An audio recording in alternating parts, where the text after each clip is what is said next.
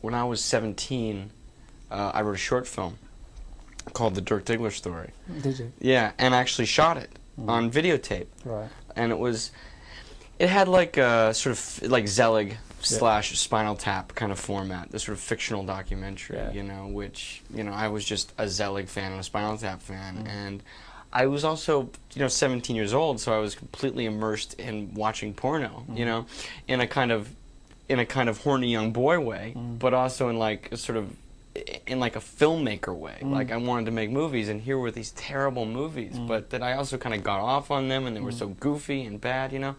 So sort of all those things were kind of, and I lived in the Valley too, in the San Fernando Valley, which is the capital of porn production. So it was always kind of peripherally around me. There was a warehouse near where I went to high school that had, there was like, here would be sort of like a portion of the warehouse that had some signage, you know, and then there'd be another one with a big sign, and then just like a stretch of warehouse that had no signage at all, but a ton of like expensive cars parked out in front. So you're like, what the fuck is going on inside that one with no sign, you know?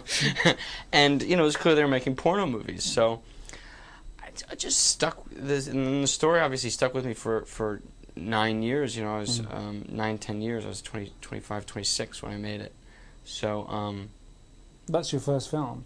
It's actually my second movie. Boogie Nights is my second movie. And Hard Eight or Sydney is my first one. This was a movie that I wrote and directed. It was my first movie. And I had the most horrendous time through the editing process. It was just like financed by people whose roots were in television, bad television, like Baywatch type television stuff, and who decided to try and get into movies. And it was just a situation where clearly they hadn't read the script, you know.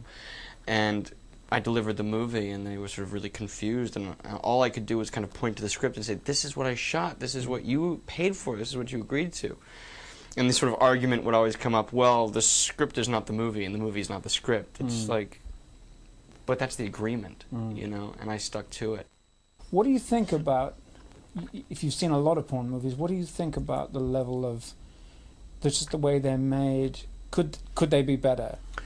Oh, yeah, I mean, God, there's so much to talk about here, because porno movies, they could be a genre, you know, and they should be a genre. I think so. You know, like, let me put you this way. There's a whole series of John Holmes movies, and they're called, like, the Johnny Wad, and it was this character he created where he was this sort of suave, sophisticated detective. It's a lot like the Brock Landers stuff that Dirk Diggler creates. It's sort of all modeled after that.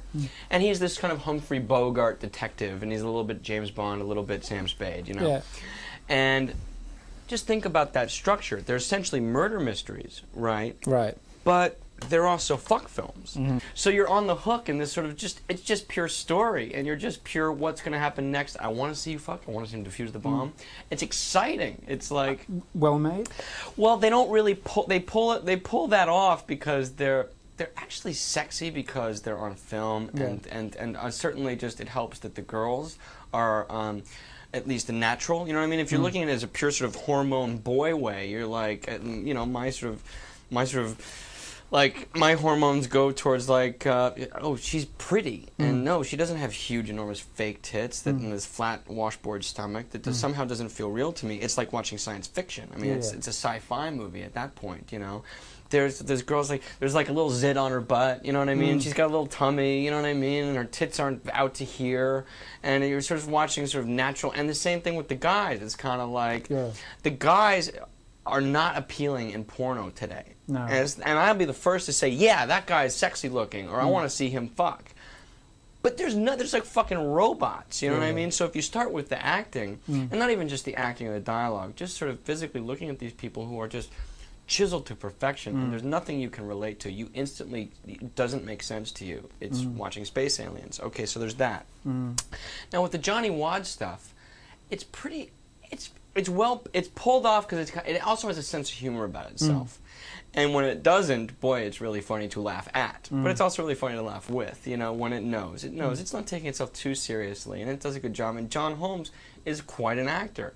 He's really natural, you know. But the main thing is that a lot of the sex doesn't happen for the camera. And that's the thing, is that, I mean, that's what most porno actors complain about, is that every position in porno is completely uncomfortable, because it's completely unnatural. It's for the camera. It's like having an actor, like, can you cheat a little bit this way? Sure. And they're going, but that's not my eyeline. exactly. Yeah. And they feel like stiff or something. Yeah. Porno acting and sex scenes in the 70s were much more sort of, let the camera figure it out. Yeah. Do you know what I mean? So the camera's a bit more sort of handheld and a little bit sort of more renegade in trying to get into the spot to get the good juicy close-ups that you want to get. Somehow it comes out feeling more sexy and natural. Yeah, of course. But nowadays, you rent a porno movie and it's just they're in sort of contortions and positions that are clearly guided towards the camera. Mm. But you can't. It don't make a fucking bit of sense, or and don't come off as sexual in any way. You know. I mean, the goal of a porno movie, I think, should be to give you a boner.